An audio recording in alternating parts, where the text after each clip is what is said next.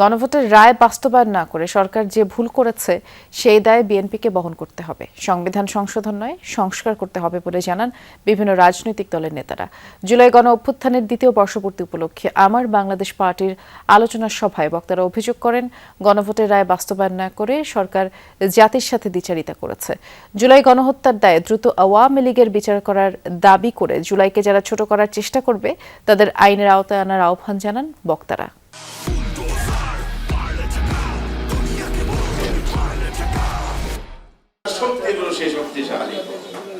জুলাই গণ অভ্যুত্থানের দ্বিতীয় বর্ষপূর্তি উপলক্ষে রাজধানীর ঢাকা রিপোর্টার্স ইউনিটিতে আলোচনা সভার আয়োজন করে আমার বাংলাদেশ পার্টি।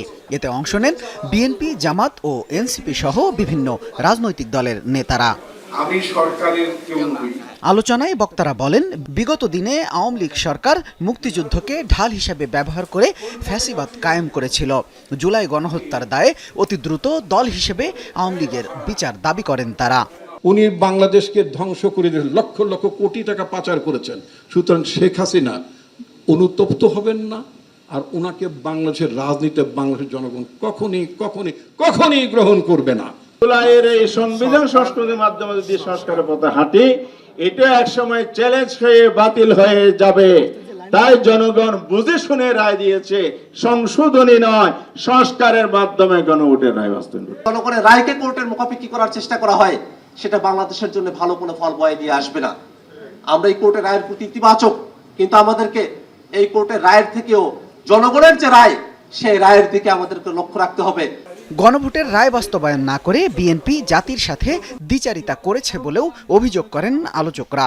ঐকমত্য কমিশনে আলোচনার মাধ্যমে হওয়া কোনো সিদ্ধান্তই সরকার না মেনে প্রতারণা করেছে বলেও অভিযোগ তাদের। আগামী 1 শতাব্দী পর্যন্ত এই রাজনৈতিক প্রতারণার দায় বিএনপিকে বহন করতে হবে, খেসারত দিতে হবে।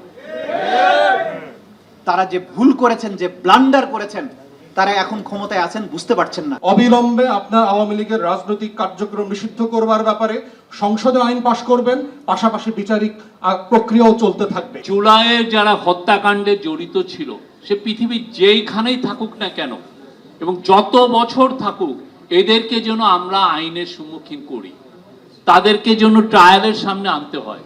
এ সময় জুলাই গণ অভ্যুত্থানে ছাত্র জনতার অবদান পাঠ্যপুস্তকে অন্তর্ভুক্ত করার দাবি জানান আলোচকরা। জুলাইকে কেউ অবজ্ঞা বা ছোট করলে আইনি ব্যবস্থা নেয়ারও দাবি জানান তারা। শামীম রেজা, যমুনা নিউজ, ঢাকা।